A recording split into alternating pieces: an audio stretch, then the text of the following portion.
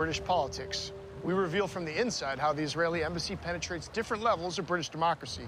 In the first of 4 programs, the battle for Britain's youth.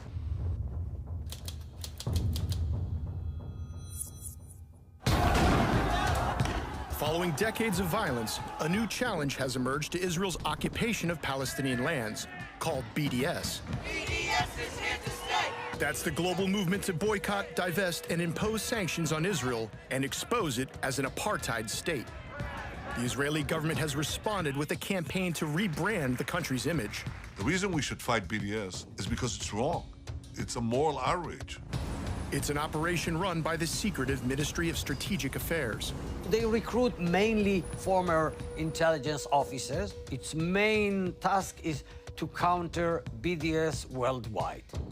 Using an undercover reporter, Al Jazeera's investigative unit exposes Israel's clandestine activities in London, a city that's become a major battleground.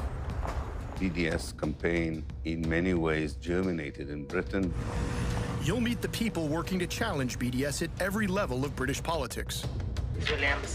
Ah, okay, nice to meet you. We work really closely together, but like a lot of it's behind the scenes. One of Israel's main targets is the Labour Party. For the first time, its leader is a champion of Palestinian civil rights. They'd be very happy to see Jeremy Corbyn no longer leader of the Labour Party, for sure. It's a covert action that penetrates the heart of Britain's democracy.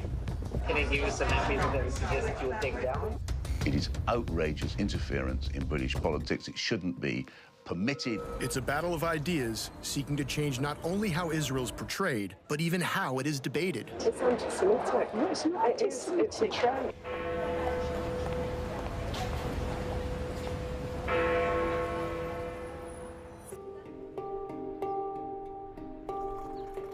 Our undercover reporter grew up in Germany and creates an identity as a graduate planning to live in Britain.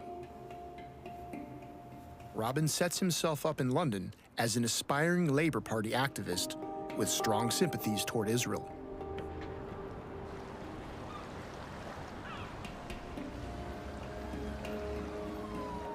After over a month of attending party functions, he stood out as a friend of Israel. And before long, he recognized a familiar face.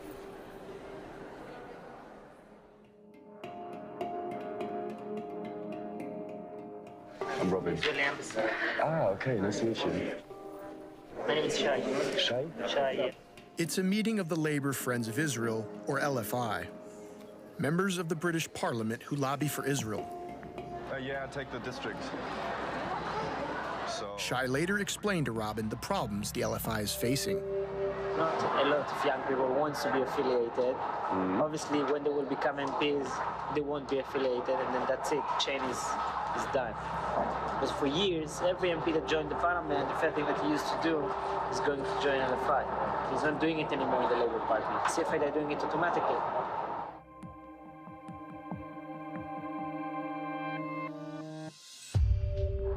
All of the 40 new MPs that just got in the last elections, all of them went to the CFI, Conservative Front of Israel. Okay.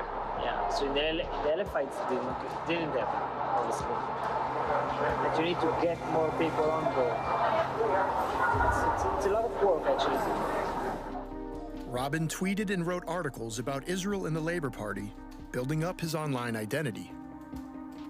He discovered numerous groups that support Israel and which identify themselves as independent grassroots movements. One is the Sussex Friends of Israel. They organized a march to protest against the pro-Palestinian movement to boycott Israel. Robin had joined them.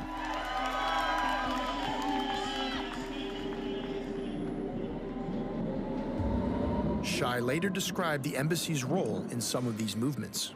There is a grassroots organization as Sussex Friends of Israel that you went into demonstration. There is a Israel-Britain Alliance. There is a Bite Phone. There is so many people live in Israel. There's so many. Shai had helped establish a youth group within the Conservative Friends of Israel. They have a young section of the Conservative Friends. CFI, yeah. CFI started with it 1 year ago because of my idea. And then when I tried to do the same in the Labour, they had a crisis back then with Corbyn. every group has an idea. Specifically, LFI young people doesn't exist. That's the only place that there is a practice. The moment it will become to 100 people, 200 people, then it started to become a real organization. But just to take a year. Have you ever built something, like a group? Yeah, I did several things like that, yeah. Okay. In Israel and here. Here as well? Yeah. Nothing that I can share, but yeah. Something you could share? Yeah, because there are things that happen, but we are. It's good to leave those organizations independent, but we help them to actually. To establish. Yeah. Hey, thank you very much. It was great. Have a nice evening, all right?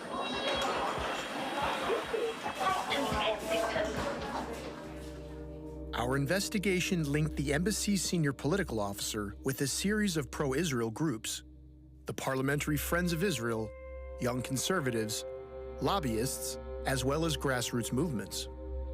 In addition, Shai is involved with the youth arm of the Fabian Society, an influential Labour Party think tank. I know Shai. Shai's a good guy. He's a good friend of mine.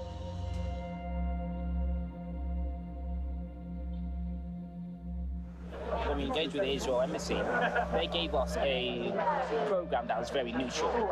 And I know Shai. I met Shai through the process, and Shai, in himself, he's a very balanced guy. And if you talk to the Israel embassy, they're not going to barrage you with propaganda. It appears the Israeli diplomat's mission is to build support for Israel at all levels of the Labour Party. And there was a lot of groups that educating the MPs. There's no one that's educating the grassroots of the party. That's it. Specifically in the Labour. Conservative doesn't need it. No? Shai says he knows nearly all the Fabian Society activists. No more than that. This is 200. This is all? This is all in London, like around 200. This is active. It's campaigning, it's active. I know almost all of them. I took a Fabian's group to Israel. Nice, yeah. Martin was in that group and others. Martin Edebar explains how foreign government support helps the Fabian membership. Shai's good in terms of manpower, and he's got great contacts on both sides of both in Palestine and in Israel.